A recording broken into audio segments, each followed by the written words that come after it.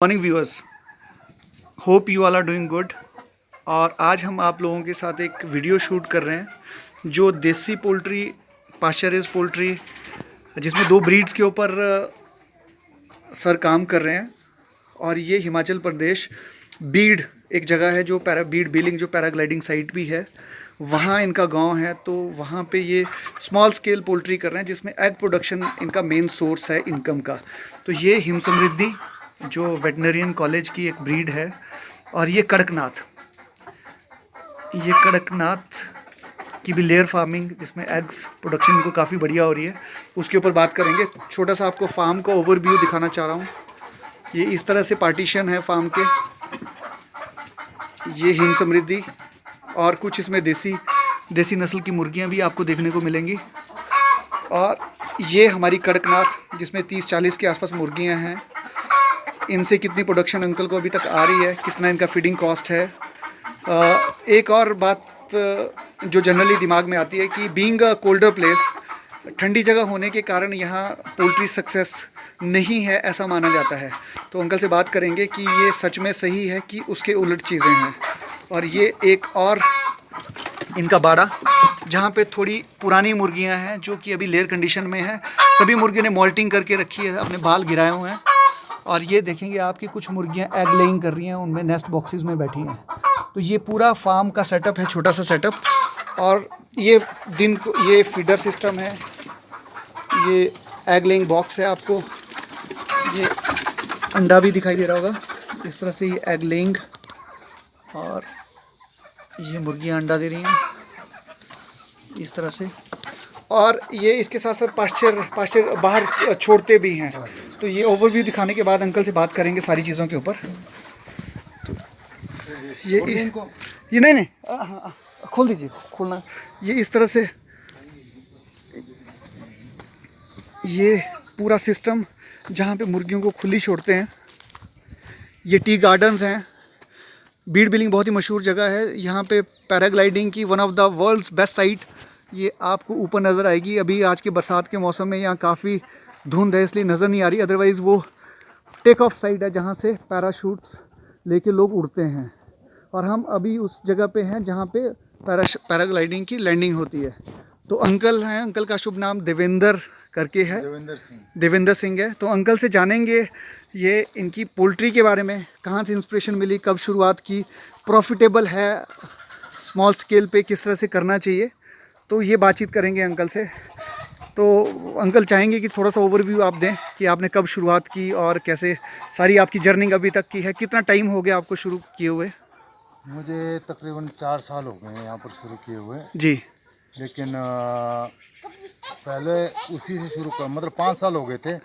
1 साल तो मैं ऐसे ही पालता रहा, लेकिन यहाँ पर क्या हो गया कि फीड काफ़ी लगनी शुरू हो गई। मेरी ट्रेनिंग नहीं किया था मैंने। जी। तो पालमपुर यूनिवर्सिटी में मैंने ट्रेनिंग की 1 महीने की जी। उसके बाद फीड का पता चला कि भाई ये है जी। तो उसके बाद मेरे को काफ़ी प्रॉफिट आने। पालमपुर यूनिवर्सिटी में किसने आपको गाइड किया इस चीज़ के लिए? Doctor Devesh. Doctor Devesh specially मैं उनका भी थैंक्स करना चाहूँगा। जिस हिसाब से डॉक्टर देवेश फार्मर्स को लेके या उनकी ट्रेनिंग्स को लेके काम कर रहे हैं वो बहुत ही सराहनीय हैं। और बड़े सारी फार्मर्स हैं जो डॉक्टर देवेश की हमेशा प्रेज़ करते हैं उनको काम को लेके। तो wish you best of luck doctor साहब कि आप ऐसे ही काम करते रहिए, ताकि अंकल जैसे लोग जो फील्ड में काम कर रहे हैं, 5 साल बहुत लंबा अरसा होता है। जिसने छोड़ना होता है वो 2-3 महीने के अंदर ही छोड़ जाता है, और जो सस्टेन होकर काम करता है 5 ईयर्स बहुत ही लंबा टाइम हो गया। सक्सेस हैं तभी ये इस काम को शायद कैरी ऑन कर रहे हैं। तो अंकल आपने ब्रीड का चयन कैसे किया? ब्रीड का चयन मैंने पहले चैवरो भी पाला था, तो उसमें भी थोड़ा सा मीट का प्रॉफिट हो गया, प्रॉफिट होता था, लेकिन अंडे में प्रॉफिट नहीं हो पाता था, फीड भी ज़्यादा खाती थी वो। जी। उसके बाद पता चला कि पालमपुर में भी मिलते हैं बच्चे। जी। तो मैंने पालमपुर से बच्चे लाए। जी। और कितने से शुरुआत करी आपने? मैं पालमपुर से फर्स्ट टाइम पर 200 बच्चे लाया था। अच्छा जी। तो अंकल उनसे क्या आपकी इकोनॉमिक्स कैसी रही? उससे अंडे का प्रोडक्शन मेरे पास बढ़िया रहा, लेकिन फीड का खर्चा काफ़ी हो गया था मेरा। जी। तो उसमें आउटपुट मतलब ज़्यादा हो गई थी और पैसा मेरे को प्रॉफिट नहीं हो रहा था। जी। लेकिन जब ट्रेनिंग किया उसके बाद मेरे को काफ़ी प्रॉफिट हुई। तो अंकल का बोलने का मतलब है जब भी हम कोई काम करते हैं, शुरुआत करते हैं, तो training is most important. Training सबसे इम्पॉर्टेंट है, जिस एस्पेक्ट को हम लोग हमेशा भूल जाते हैं और कोई भी काम बिना ट्रेनिंग के शुरू करते हैं। तो एक चीज़ निकल के आती है कि जब भी हम कोई काम करें, चाहे वो छोटा है या बड़ा, उसके लिए ट्रेनिंग बहुत मायने रखती है। हाँ जी, ट्रेनिंग बहुत मायने। तो अंकल इस ब्रीड के ऊपर जब आपने ट्रेनिंग करी, उसके बाद आपको क्या फ़ायदा हुआ? उसके बाद जहाँ मुझे पहले मैक्सिमम मतलब 24-25 हज़ार करीब प्रॉफिट होती थी महीने की, जी क्योंकि मुर्गियाँ में काफ़ी पाला था, चैवरो वैरायटी भी पाला था और हिम समृद्धि भी पाला था। फिर धीरे धीरे करके 300, 400, 500 तक मुर्गियाँ में पाला था। जी। तो मीट में भी मेरे को काफ़ी प्रॉफिट हो गई और अंडे में भी मतलब पर मंथ की मेरी इनकम 26 हज़ार की आई थी। कितनी मुर्गियों से? तकरीबन 500 मुर्गियों से। मुर्गियों से। ये आप नेट प्रॉफिट की बात कर रहे हैं या जो पैसा आपके पास आया उसकी बात कर रहे हैं? Net profit. बहुत बढ़िया।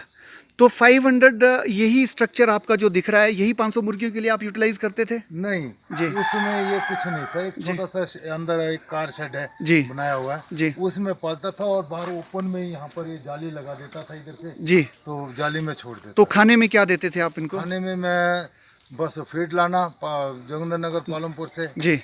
और ना पालमपुर से नहीं, मटौर से, जी और ज़्यादा मात्रा में दे देना। उनका पता नहीं था, जी। लेकिन जब क्वांटिटी पता चली कि भाई 100 मुर्गियों के पीछे तकरीबन 12 किलो करीब फीड, जी उसके बाद फिर मैंने 12 किलो से भी कम कर दिया, जी क्योंकि ओपन में चराता था, घास देना, जी जी सब कुछ घास वगैरह काट काट करके उनको देता था। जी। तो फीड का खर्चा मेरा एकदम कम हो गया। जहाँ पर 12 किलो फीड 100 के पीछे लगती थी, जी। वहाँ पर मेरी 3 किलो फीड 100 के पीछे लगती अच्छा। थी। इसलिए मेरे को वो प्रॉफिट हुआ। जी जी। तो अंकल आपने ब्रीड का चयन कैसे किया? उधर चल के बात करते हैं आपकी पोल्ट्री के अंदर।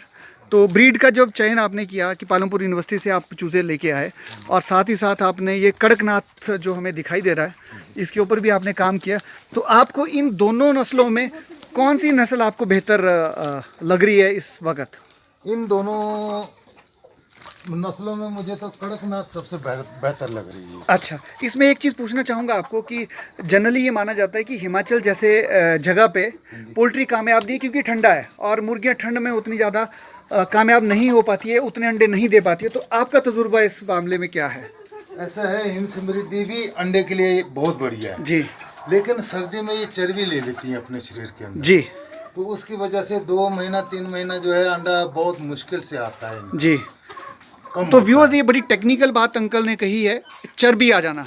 चर्बी आने का मतलब है कि जब कोई मुर्गी अपने एक स्टैंडर्ड वेट से वेट की बजाय उससे ज़्यादा वेट गेन करती है, तो उसकी एग प्रोडक्शन कम हो जाती है, जो अंकल ने बताया। तो आपको, अगर आपको देसी फार्मिंग, मुर्गी फार्मिंग करनी है या इस तरह की पास्चर रेज पोल्ट्री अगर करनी है, तो हमेशा याद रखिए कि आपकी मुर्गी का वज़न जो है 1 किलो 1.25 किलो से ऊपर कभी भी नहीं होना चाहिए। और कड़कनाथ चर्बी नहीं भरती है। और हाँ, ये अब बात आई कड़कनाथ की, जैसे सर्दी में भी अंडे देती रहती है। That's a beautiful thing. बहुत बढ़िया चीज़ अंकल ने बोली कि कड़कनाथ मुर्गी जो है वो चर्बी नहीं लेती है, क्योंकि ये वैसे भी माना जाता है कि कोलेस्ट्रॉल फ्री मीट इनका होता है। और अब कड़कनाथ के बारे में अंकल थोड़ा सा लोगों को बताएं, क्योंकि बहुत सारी भ्रांतियां हैं यूट्यूब पे। कुछ ऐसे लोग भी हैं जो इस तरह से बढ़ा चढ़ा के कड़कनाथ की फार्मिंग को सामने लाते हैं कि इससे बंदे लाखों नहीं करोड़ों में अर्न कर सकता है। तो आपको इन रियलिटी जो कड़कनाथ रखने से फ़ायदा हुआ, लॉस हुआ या बराबर है, तो आप क्या कहना चाहेंगे? मीट के लिए किया जाए या अंडे के लिए किया जाए, आपका सजेशन क्या रहेगा स्मॉल स्केल फार्मर्स के लिए? यहाँ पर गांव का देहाती इलाका है जी। तो यहाँ पर लोकल आदमी तो यहाँ इनका मीट बहुत कम इस्तेमाल करते हैं। जी। जो फॉरेनर्स वगैरह आते हैं या बाहर से टूरिस्ट वगैरह घूमने के लिए आते हैं, जी, तो इनका मीट वो काफ़ी पसंद करते हैं। जी। लेकिन जो बीमार हैं वो लोग, जब उनको पता चलता है कि इसके अंदर आयरन की मात्रा, कैल्शियम की मात्रा अधिक है, जी, तो वो इनका मीट खाना शुरू करते हैं। तो आपने कितने कड़कनाथ मुर्गियों से शुरुआत की थी? मैंने 100 कड़कनाथ की मुर्गी। और व्यूअर्स, इसमें एक चीज़ आपको और भी बता दूं कि लोग बहुत ज़्यादा प्राइस इसका कड़कनाथ का मांगते हैं, तो आपको एक बड़ा अच्छा सोर्स है CPDO चंडीगढ़। CPDO चंडीगढ़ से आप कांटेक्ट करके, जो ट्रिब्यून चौक के पास है, वहाँ से कड़कनाथ मुर्गियाँ ले सकते हैं। डे ओल्ड चिक का प्राइस 70 रुपीज़ है, 70 रुपये। हालांकि लोग आज की डेट में 1000 रुपये का जोड़ा भी बेचते हैं, तो बहुत सारी भ्रांतियां हैं कड़कनाथ को लेके। तो जिस तरह से अंकल ने बात करी कि एग प्रोडक्शन या मीट प्रोडक्शन, मीट की जहां तक बात करें, तो इस तरह से कड़कनाथ का जो स्किन कलर है, या कई लोग इसका जो मीट का टेक्सचर है वो ब्लैक पिगमेंटेशन में होता है और इसमें बड़ी सारी मेडिसिनल प्रॉपर्टीज़ भी हैं। तो अंकल आपको कितनी एग्स प्रोडक्शन ये मुर्गियाँ दे रही हैं? तकरीबन 80%। Very nice. तो अभी तक आपका कितना टाइम हो गया रखे हुए? मैं 1 मार्च को लाया था, सितंबर महीने से इन्होंने अंडे देने शुरू किए। मार्च, अप्रैल, मई, जून, जुलाई, अगस्त, सितंबर, 7वें महीने में इन्होंने अंडे देना शुरू किए और अभी लगातार अंडे दे रही है? लगातार अंडे दे रही है। अच्छा, और एक मुर्गी की एवरेज आपके पास क्या है?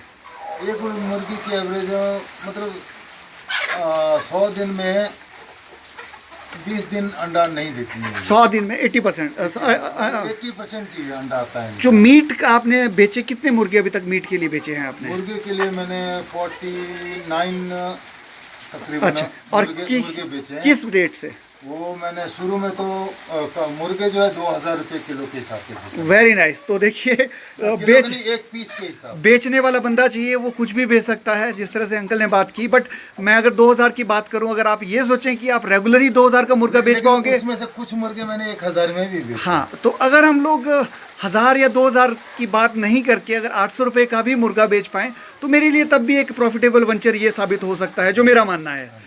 तो व्यूअर्स, आप पैसे के ऊपर मत जाइए कि 2000 का मुर्गा बिका, 1000 का मुर्गा बिका। जब आप कोई भी फार्मिंग करते हैं तो इस तरह की ये एक तरह से फैंसी चीज़ें होती हैं।